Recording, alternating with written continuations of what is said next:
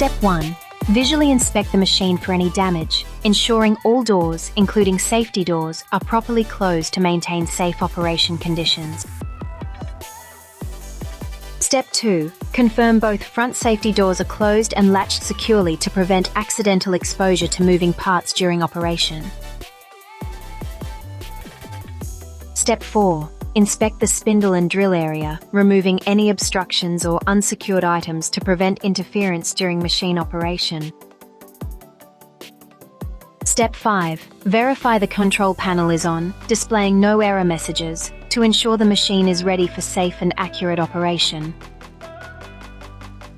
Step 6. Clear the workspace of debris and unnecessary tools to ensure unobstructed and safe machine operation.